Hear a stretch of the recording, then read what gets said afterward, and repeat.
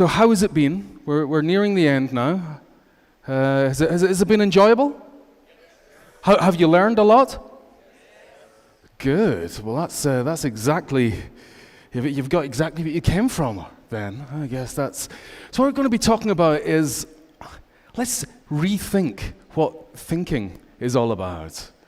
Because there's things, neuroscience-wise, there's lots of research that shows how we can use our brains in ways that are different, that's going to help us access valuable ideas. Let me see if this, I wonder, folks, if it's possible to get a working clicker. This one seems, oh, there we go. That's, ladies and gentlemen, this is my first slide. This circle here represents the head. The little triangle in the middle represents the nose. I've got no idea. So while this lovely tech issue is being sorted out, oh, here we go. Let's see if now. There we go. It's worked. Thank you, technology. Thank you. So, hello. I am Dave. I am an author. In fact, I've got a couple of books that I brought on stage. The stage is so big that it takes a while to get around, of course. I've got a couple of books here that are all about creativity that I've written, and I'm actually going to leave them in the front of the stage. The first person to come up and steal them, hey, they're yours. I'm a LinkedIn Learning instructor. So if you've got access to LinkedIn Learning, you can see some of my courses up there. I've got courses on creativity, innovation, and over the last year, I've accidentally become LinkedIn Learning's top AI instructor. So you can find some courses on how to use AI as well. Right, I want you to think of a superpower, okay?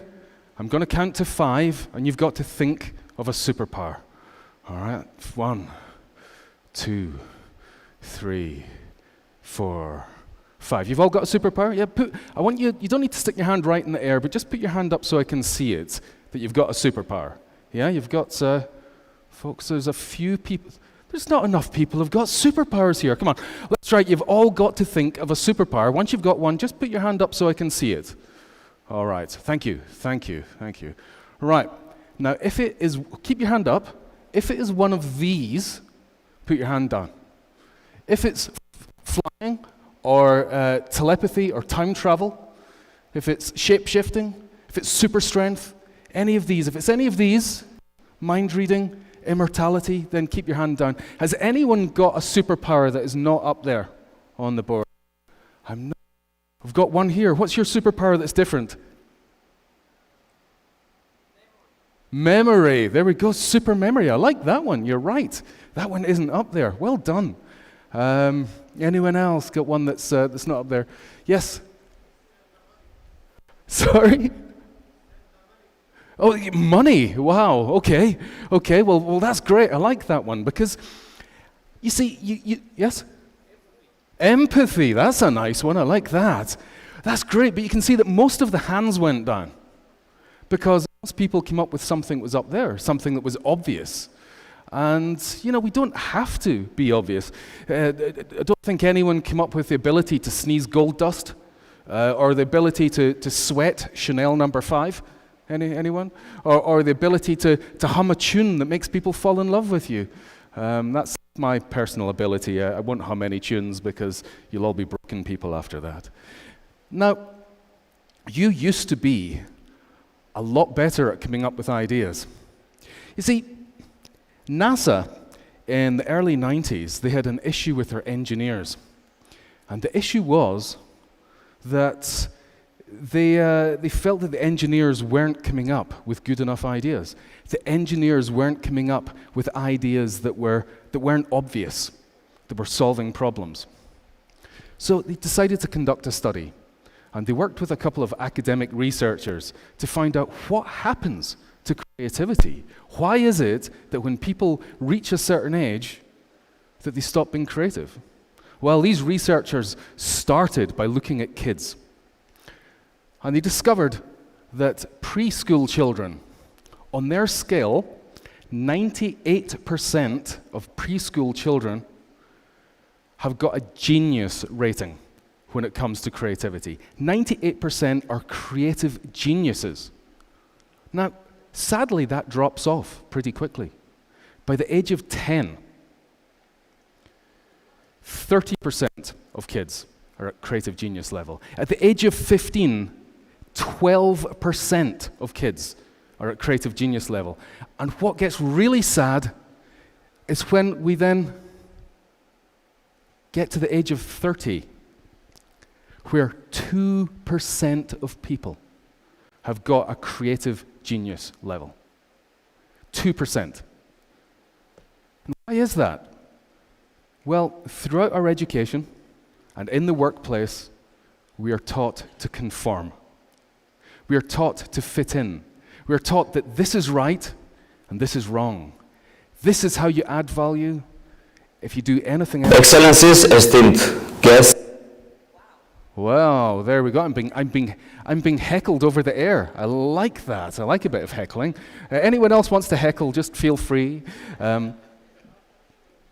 So we go from 98% of preschoolers being creative geniuses to 98% of 30-year-olds not being creative geniuses. Now that is quite a transformation. You see, conformity is the absolute opposite of creativity. Now it's obvious what conformity is. Conformity is just doing what's expected.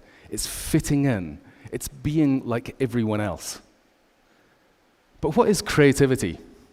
You see, I think there's no statues to people who are more like everyone else than anyone else.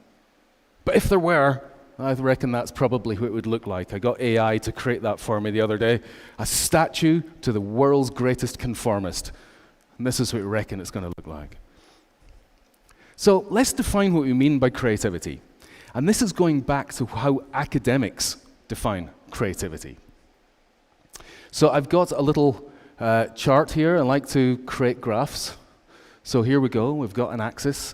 On this axis here, we've got obvious to non-obvious.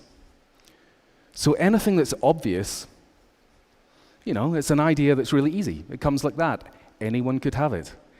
Getting to the non-obvious is harder. It takes effort. We have to think harder. We have to dig deeper. We have to get better data to work with. And then on this axis here, we've got valueless to valuable. Now, if you're creating art, being valuable isn't necessarily as important. But when it comes to business and ideas, that's what we need. We need stuff that's valuable. We need stuff that's actually going to nudge the needle in some part of the business. So, in this quadrant here, something that's not valuable and it's not obvious, no, just keep trying. You've not got a good idea yet for business. Just keep trying. Down in this quadrant here, something that isn't very valuable, but it's obvious. Yeah, stop doing that. A lot of businesses, when I do workshops with some of my clients and we look at this, we actually find that there's quite a lot of obvious stuff that we do that isn't adding value to the company, but we do it because we've always done it. And I teach companies how to unlearn these things. So we stop doing these things. You have to do an audit of your processes and what you do every now and then to understand what isn't giving you value. The stuff that's valuable and obvious, keep doing it. That's going to be things like maybe your accounting system. That's great. If it's just, we don't have to worry about it too much. We've always done it, but it is valuable to us. Keep doing it. But this quadrant, this is where we can really make a difference to our businesses. This is where we get to create an advantage in the marketplace. And surely that is what we want. If we're really serious about being successful in business, we want to have an advantage in the marketplace. We don't want to just be doing the same as everyone else and getting the same results as everyone else. So the thing that stops a lot of businesses from actually doing anything new and interesting is fear. And there's so many different kinds of fear in the workplace. So, we've got fear of failure. People are afraid that if they come up with an idea and it doesn't work, then they've failed. I don't believe that there is such a thing as failure when you've tried something. I think there's success and there's learnings. And learnings are valuable. But people are afraid of failing. Some people are afraid of success. You might get more attention than you want. Maybe you don't want to be noticed by everyone else. You don't want that attention. Fear of rejection. You have an idea. You tell it to your colleagues or people in the company, and you're frightened that they're just going to say no. Fear of change. So many people are comfortable just doing the same thing day in, day out, again and again. Yeah, that's a legitimate fear. Now, there's lots of fears. Here we go. It just keeps going. Now, I had a period in my career where fear almost destroyed my career. I was an advertising creative for about 20 years and ended up being creative director of some big agencies in the UK. But when I was quite young in my career, I started working with a creative partner. So the way that it works in advertising is you get a creative writer and you get a creative designer, an art director. So you've got the words and the pictures. So I was the words, and I hired somebody to work with me to be the pictures. And I knew on day one that I'd made a mistake. First brief that we were working on, I started to share an idea with a guy that I was working with. He went, "That's a terrible idea. What are you thinking about? You're an idiot." So he shared one of his ideas, and I said, "That's quite good. I think we could work with that. We could move it in this idea." He said, "What are you talking about? That's a rubbish idea too." And I'm like, "Oh my goodness." He said, "Give me an idea. Think of something. Think. Come on, think." And he put the pressure on. And I blurted something out, and he went, "Oh, that is awful. That's even worse." He just put everything that I said down. He just said that all my ideas were rubbish. Within a week, I couldn't even speak in front of him. I couldn't come up with any ideas. My mind was frozen. When I walked to the office, I felt physically sick. When I saw him in the morning, my heart would drop down out of my stomach. Within 6 weeks, I was fired because I couldn't do my job anymore. Fortunately, as a bit of an aside, I was fired in the morning, and in the afternoon I went to another company who hired me for twice as much. But, that's just a lucky aside. This guy nearly destroyed me. He did something that stopped the ideas coming. And that's what fear does. You see, if you imagine that you were an ancient Paleolithic human, and you're Ugg, and you're out with your friend Og, and you're walking, picking up some fruits and berries close by where you're camped. And you look and you see this. What would you do? Og says to Og, he says, "Well, what if we dig a hole and then cover ourselves with branches? Okay, what if we rolled up and pretend to be stones? Maybe they won't notice us. What if we just sing the Finnish national anthem at them really loudly? What's Finland? I don't know. I just made up a word. Okay." And no, you don't do any of that. You're going to run. You're going to run back to the safety of the group because you know that is the safest idea. Now, you see, what happens when people get stressed is they get blinkers. They start to think differently. They shut down on opportunities and they want to go for the proven and the obvious. And this is why we do it, because that is the right thing to do. But when it comes to business, we get stress in business. And stress in business does the same thing to us. It causes us to be blinkered. And even if it's low-level stress, it causes us to shut down and want to go for the obvious rather than opening up to look for opportunities. So one of the things that is I work to create an atmosphere where people feel that they can say things, so that they're not scared, so that they feel comfortable to express opinions and ideas that aren't inside the norm. You see, assumptions are one of the things as well that keep us on this path of the obvious. We assume that everyone else is doing it, reason for doing it. That's exactly, we shouldn't even rethink this. If the competitors are doing it, they've got a reason for doing it. And that's what everyone's thinking. All the companies are making the assumption that everyone's doing this, it must be good. You need to question assumptions. And this is what happens when you question assumptions. GoPro, they went into a market where the assumption was that high-quality video cameras were expensive, and they were bulky, and they were fragile. And they went in and changed that to make something that is very affordable and can be battered around and still gives high-quality footage. They changed the assumption of what a video camera was all about. Duolingo, the assumption was that picking up a new language was something that you had to do through a learning methodology. It was all about learning. Duolingo changed that. It became about play. And they use gamification and all kinds of game theory to help people pick up new languages. Peloton. People who were at home with their exercise equipment. Traditionally, it was a very solitary exercise. Well, exercise was a solitary exercise. People might listen to some music or put the television on while they pedaled away. But no, Peloton changed that assumption and created a community, created classes that went on at the same time so you could see how you were competing against other people. And that added competition through community is something that has kept the engagement up. And people use their Peloton machinery far more than most people use their exercise bikes. Dyson, the assumption was that all vacuum cleaners had bags. And they went, well, let's do without a bag. And then you get the lovely side effect of that is that it means that it doesn't lose power, the way that bags lose power over time. And then Spotify, the assumption was that you would buy the music that you liked, and then that would become your collection. And instead, they changed that assumption so that instead you pay less than the price of a CD every single month, and you've got access to the world's collection. Now, this is such a powerful technique. Just shattering assumptions. Find an assumption that the entire industry has and change it. Now, I just want to do a little experiment here because all of us are wired for creativity. One of the things I very often get when I run workshops for help companies come up with ideas is people put their hand up and go, no, not me, I'm not creative.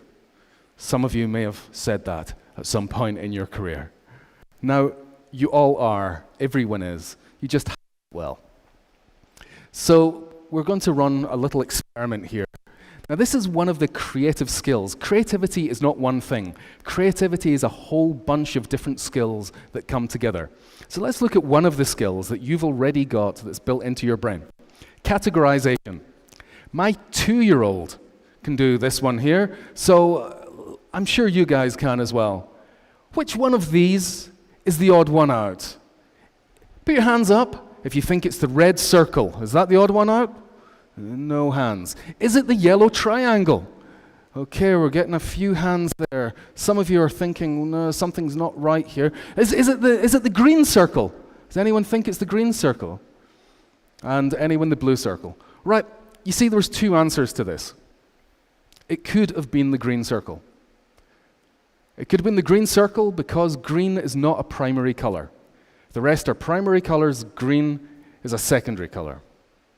So that could have been a valid answer. So when you're finding categorizations, you have to check because there can be multiple ways of breaking up the categorization. But this is something that's built into us. Let's do another version of this. Let's look at these here. Have a quick look. Which one of these is the odd one out? Anyone think it's the bananas? No one's putting their hands up. Oh, got one there. Anyone think it's the red pepper? Anyone think we've got a few hands there? The red pepper. Can I ask, why do you think it's the red pepper, sir? Why would you say it's the red pepper? Any of you guys? It's a vegetable. I'm hearing people say it's a vegetable. Okay, that's great. That's a good answer. It's wrong. The red pepper is in fact a fruit. All of these are fruit. In fact, if you were to categorize it that way, bananas would in fact be the odd one out because they're actually a herb as well. But the red pepper, you could have said that it's the red pepper because it's more likely to be in a savory dish. That would have been valid. You could say it's a red pepper because it's got air inside it and the others don't. That would be valid. But we have to validate our reasons for categories. That's another thing. This one here, have a quick look at these. Which one of these is the odd one out? Now, I'm not Imagining many of you will have done scribble categorization before. It's not the most common task there. Does anyone think it's the one in the top left? No? Anyone think it's the one in the top right? Okay, we're getting some hands going up there. Why do we think it's the one in the top right? It's different. It's spikier. Yeah, it's got more straight lines, less rounded ones. Yeah. So you can all endorse each other on LinkedIn later on for scribble categorization. That's a new skill. And even if it's something you've never done before, our brain can work out how to do this. So here's another little test here, another little experiment. Pattern recognition. I grew up in the 1970s, and my grandparents had wallpaper that looked like this. 1970s wasn't a great era for wallpaper. I mean, this is absolutely disgusting. And I remember lying in bed at night, and the light would be on in the bedroom when I was staying with my grandparents, and I would look up, and I would see faces in the wallpaper. Do any of you see faces in this wallpaper here? You can see some faces. Did any of you see that guy? No, of course not, because you were too busy looking at that guy, weren't you? I know. I mean, this guy absolutely terrifies me. But yeah, and we've got this ability to see things. This is called pareidolia. Pareidolia is when we see patterns or information that actually probably isn't there. So sometimes you might see a face in a coffee stain or something like that. If you're at the seashore, it might sound as if someone's shouted your name, but it's just the sound of the waves crashing on the beach. Now, there is a reason for pareidolia. And again, it goes back to these Paleolithic humans. So if you imagine that you were a human and you're walking through the woods and you see something that looks like the face of a bear on the front of a tree in the bark, you get a fright, you run, but you're alive. That's fine. Now, if you're a Paleolithic human, you're walking through the woods and you fail to see something that looks like the face of a bear on the front of the head of a bear, there's a chance you're probably not going to get out of there. So we get selected for this, for the ability to see faces and to see other patterns. And it's totally built into our brains. In fact, even before we've registered something, they've discovered that humans can see a face in an image, and not only that, they can tell you if the face is threatening or if the face is benign. And that's all totally built in, friends. So it means that we see things like this. This is how I feel in the morning when the alarm goes off. This is a lovely little lovely little sink there. I see loads of these. Might be some nearby you right now on the floor. So another thing when it comes to creativity very often is a form of time travel. Now, all of us here are time travelers. It just so happens that we physically travel through time at the same speed as everyone else. We travel at the rate of 24 hours every day. That's the speed that we travel through time, physically. But mentally, not all of us travel through time at the same speed. I remember, again, growing up in the 70s, I had elderly relatives who had stopped time traveling in the 1950s. And they were just completely behind the times. They didn't understand what was going on in the world. Maybe there's folk that you know like that. Maybe you feel a bit that way yourself. Now, time travel is something that we should get good at mentally. Businesses can be particularly bad at time travel. They tend to travel quite a bit behind where the rest of the world is. So this is time travel. What happens using a graph here? So over time, what people hope in business is that if they don't change what they're doing, if we just keep doing the same thing that we've always done, that we'll remain relevant at the same pace that we're relevant just now. But you all know that's not true, because the world changes, and what we do becomes less relevant over time.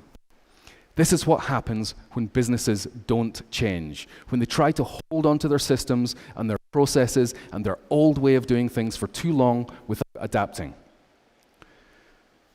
If you're a time traveler, you're going ahead of where other people are. Even if you're just staying up to date to remain relevant, but it's better if you go a little bit ahead. And that means that you can have this kind of unexpected growth because you're going to stand out, because you're going to be more relevant to an audience than your competitors are. You see, how you time travel is like, this is where we are now. You need to run experiments. Not all of these experiments will work. But as I said, they're not failures, they're learnings. When something works, you invest in it, you go for it, and you move forward. But I'll tell you what, the rest of the industry will see what you've done, and they'll copy you, and they'll catch up. So you have to keep experimenting. You do more experiments. Not all of them work, but you move forward to what does work. And again, you run more experiments. It has to be a constant thing that you do. That's how you become a time traveler as a company. That's how you stay ahead of the competition. When you start to stick to what you were doing, rather than trying to keep ahead of the competition, you get caught up with really quickly. And these days with digital technology, and particularly with the rise of AI, the advantage that you have is becoming increasingly short, which is why you have to keep moving. It's harder to hit a moving target.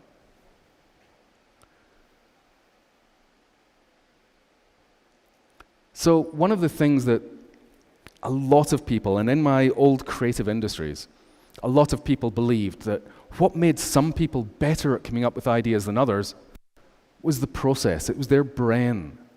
It was the fact that their brain was able to come up with amazing ideas. There was something talented about them. There was something special about them. And I say that from my experience that is absolute nonsense. Okay. I've got a mic that's cutting in and out here. Let's see if we can swap this one out, shall we? Give me that transmitter. Okay.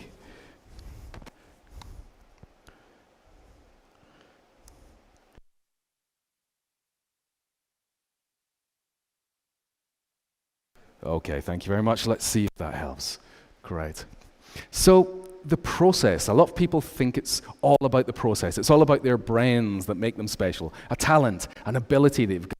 And yes, some people are slightly better wired for coming up with ideas, but that is not what makes the difference.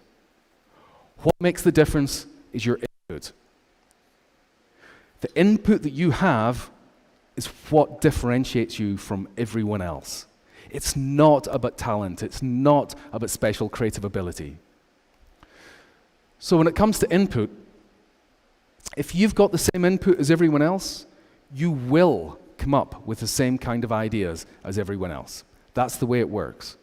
So what you need to be doing is you need to have a breadth of input where you're looking to spot the things that no one else spots. And if you do that, you can come up with ideas that no one else can come up with. It's as simple as that. If you see the things that no one else does, you can get the opportunities that no one else has. So feeding your mind is so, so important. And in your organization, feeding their minds as well and getting them understanding the value of coming up with ideas. And here's another myth, that you're too old to learn. Some of you might be thinking this. You might be thinking that, hey, I've got a certain amount of gray in my hair now, so I'm too old for this. That's absolute nonsense. I can tell you that you may have seen these vehicles if you've ever been to London, the London taxi cab. To be able to drive one of these, you have to do a special exam called the Knowledge. And in the Knowledge, you have to memorize all 25,000 streets in London. You have to know how the traffic changes during the day. You have to know where all of the landmarks are, all of the hotels are. It takes about 4 years to get this information into people's heads. And it takes about 12 attempts to pass the exam. But the interesting thing is that neuroscientists have looked at what happens to people's brains when they do the Knowledge. And most people do this exam when they're in their 30s, 40s, or 50s. It's a second career for them. So what happens to people's brains is there's a part of the brain just under there that's called the hippocampus. And the hippocampus is all about learning new skills. It's about spatial awareness. they've discovered that the hippocampus significantly grows. That if you were to put into an MRI scanner somebody who has done the knowledge and drives a taxi, and somebody who's a bus driver who does the same route every single day, you would be able to tell just by looking at the brain scan which was which, due to the size of the hippocampus. Now that is extraordinary. Our brains are built to keep learning, even as we get older. We are constantly dripping something called brain-derived neurotropic factor, BDNF. And the hippocampus is where it really all collects. And that's where we pick up new skills. You still keep releasing BDNF all the way throughout your life. That's why you sometimes see news stories about people in their 90s who have just got a master's degree from some prestigious university. We can keep learning whatever age we are. There's never an excuse. So I just want to encourage you to think about using creative skills. You're developing your creative skills and those of your teams to help you come up with ideas that give you an advantage in the marketplace, because it can have a significant impact to your business if you are able to keep moving, stay ahead of everyone else. That's it from me, and I want to say thank you very much. And I hope you've enjoyed the conference and you go away with a great big smile on your face. Thank you. Don't leave. Thank you very much. Thanks, Amazing Miriam. stuff. Do we have a token of appreciation for Dave? They might not. I know, that's They might not. And if they don't, they just go, nah, no, we didn't like that so much. know. We're not going to give you anything. Really It could be really, really awkward, couldn't it? Yes, stolen the books. They're your Well books. You done, can't get your yes. own books as a token No, of I don't want appreciation. those. We can do it later. I mean, I've totally lost track of what's going on That's now anyway. okay. But no, I do believe there's a small token of appreciation that the team want to give you. So we all have to think differently about thinking differently now, don't we? Yeah, I think it's warm wishes is what people Is are it warm giving you. wishes? Yes. Is it warm yeah. wishes rather than token of appreciation? We could all just do a Mexican wave for you instead. Yes, that'd be do wonderful. that? Let's see if we can do a Mexican Do you reckon they'd be up for it? No. I don't think so either. No. I mean, we could try. Yes, I love it. Now you see, it's never going to work, is it? No. Good. We will give you. Thank you. Thank you so much. It makes our lives so much easier. Let's all thank Dave once again. Dave, Thank you very much. everybody. Thank you.